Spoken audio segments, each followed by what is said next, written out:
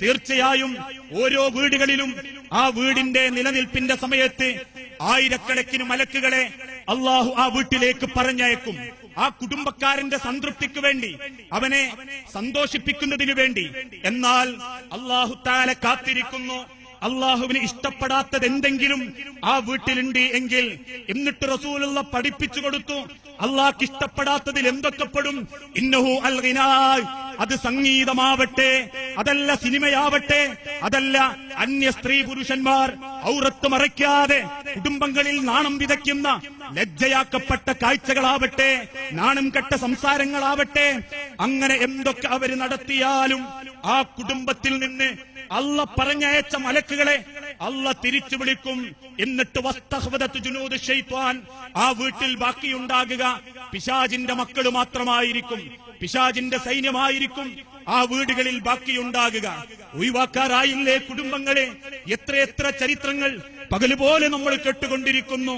പാശ്ചാത്യ കുടുംബങ്ങളെപ്പോലും നാണിപ്പിക്കുന്ന രൂപത്തിലല്ലേ ഒളിച്ചോട്ടങ്ങൾ സർവ്വവ്യാപകമായി കൊണ്ടിരിക്കുന്നത്. ഇന്നത്തെ കാലഘട്ടത്തിൽ ഇന്നവൻ ഇന്നവളുടെ കൂടെ പോയി എന്ന് കേട്ടാൽ അതൊരു വാർത്തയല്ലാതായിക്കൊണ്ടിരിക്കുന്നു. അത് മുസ്ലിമാണോ അമുസ്ലിമാണോ ആളുകൾ ചിന്തിക്കാറില്ല.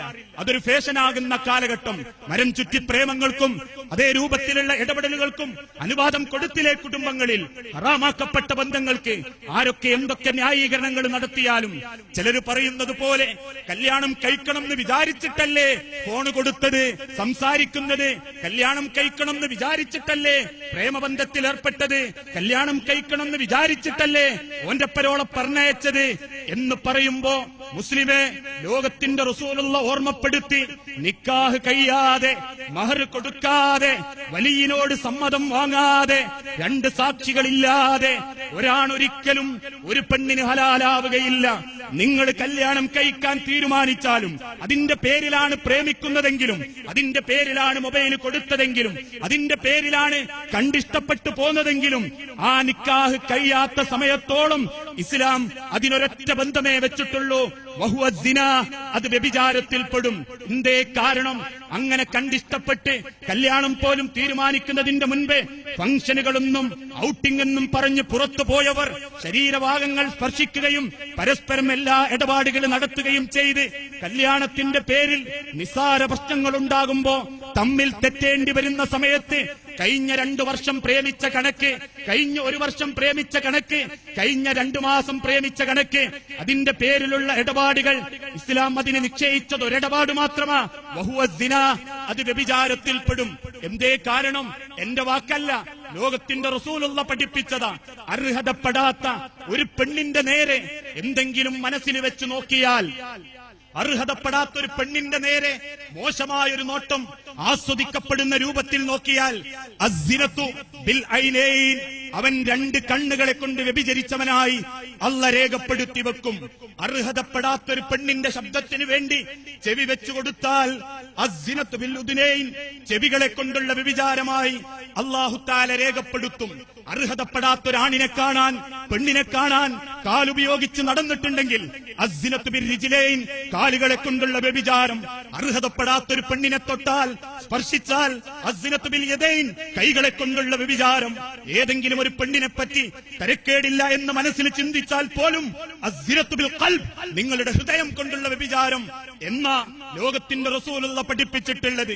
പകലുപോലെ സത്യമായ ആ സത്യം നമ്മളിലേക്ക് ഏറ്റെടുക്കപ്പെട്ടിട്ടും വീട്ടിലേക്ക് വലിച്ച കേബിളിന്റെ വയറൊന്ന് കട്ട് ചെയ്യാൻ വീട്ടിൽ കൊണ്ടുവച്ചിരിക്കുന്ന ഏതെങ്കിലും രൂപങ്ങളിലുള്ള സിനിമാശാലകളെപ്പോലും നാണിപ്പിക്കുന്ന സംസ്കാരം ഉപേക്ഷിക്കാൻ അലം യഅനി ലില്ലദീന ആമനു, ആരെയാ മനുഷ്യരെ കാത്തിരിക്കുന്നത്?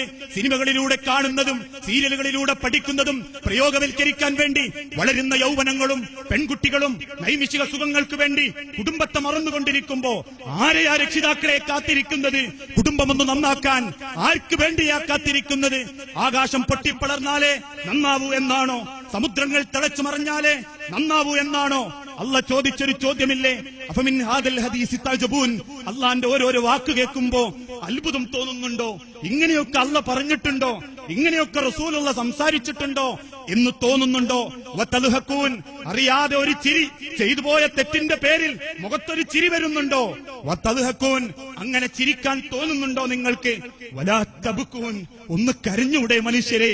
ഇക്കണ്ട കാലങ്ങൾ അത്രയും അള്ളാന്റെ ദുനിയാവിൽ പായ് ജന്മങ്ങളായി പോയതിന്റെ പേരിൽ ഒന്ന് കരഞ്ഞൂടെ മനുഷ്യരെ എന്നല്ല ചോദിക്കുമ്പോ തിരുത്താനും മാറാനും സമയമായി മുസ്ലിമീങ്ങളെ. കുടുംബത്തെ രക്ഷപ്പെടുത്താൻ ആധുനിക സമൂഹത്തെ വ്യാപിച്ചുകൊണ്ടിരിക്കുന്ന മാരക വിപത്താണ് മൊബൈൽ ഫോണിന്റെ ദുരുപയോഗം എന്നുള്ളത്. ലോകത്ത് കണ്ടുപിടുത്തങ്ങൾ അനവധി നടന്നു. കണ്ടുപിടുത്തങ്ങളിൽ ഇന്ന് ഏറ്റവും കൂടുതൽ വ്രണമാക്കപ്പെട്ടുകൊണ്ടിരിക്കുന്നത് മനുഷ്യന്റെ മൊബൈലുകളാ. ആലോചിച്ചു നോക്കൂ, ഈ ഒരു സാധനം കണ്ടുപിടിച്ചതിന്റെ പേരിൽ ഒന്നും മാന്യമായി മലമൂത്ര വിസർജനം നടത്താൻ പോലും പെൺമക്കൾക്ക് അവകാശമില്ലാതായിക്കൊണ്ടിരിക്കുന്നു. കുളിപ്പുറകൾക്ക് മുകളിലും വിസർജിക്കപ്പെടുന്ന സ്ഥലങ്ങളിലും അന്യന്റെ കിടപ്പറകളിലും കൊണ്ടുവെക്കപ്പെടുന്ന മൊബൈലുകളെ അതേറ്റെടുക്കപ്പെടുന്നത് മാത്രമല്ല, മൊബൈൽ കോളിൽ വന്ന ഒരു മിസ്ഡ് കോളിന്റെ പേരിൽ മാത്രം 3 പെൺമക്കളെയും കരളിന് തുല്യം സ്നേഹിക്കുന്ന ഭർത്താവിനെയും ഉപേക്ഷിക്കുന്ന ജാരത്തികളുടെ കാലഘട്ടം വായിക്കാറില്ലേ പത്രത്തിൽ? മിസ്ഡ് കോളിന്റെ പേരിൽ കുറ്റിപ്പുറത്ത് നിൽക്കുന്ന ഫുസ്റ്റോപ്പുകൾ, എട്ടോളം പെൺകുട്ടികൾ, ഇക്കഴിഞ്ഞ 2-3 ആഴ്ചക്കിടയിൽ 8ഓളം കുടുംബിനികൾ ഒരു മിസ്ഡ് കോളിന്റെ പേരിൽ. അവിടെ പോലും അള്ളാന്റെ റസൂല് പഠിപ്പിച്ചൊരു മാതൃകയില്ലേ? മനസ്സിൽ സൂക്കേടുള്ളവനോട് നിങ്ങൾ രസത്തോടെ സംസാരിക്കരുത്. ശുദ്ധ ഖുർആൻ, അള്ളാഹുവിന്റെ ആയത്ത്. മനസ്സിൽ സൂക്കേടുള്ളവളോട് ആടിക്കൊയഞ്ഞ് കൊഞ്ചിക്കൊയഞ്ഞ് സംസാരിക്കരുത്. ഇതിലും നല്ല മാതൃക ലോകത്താര് തരാനാ മനുഷ്യരെ? അള്ളാന്റെ വിശുദ്ധ ഖുർആൻ അല്ലാതെ.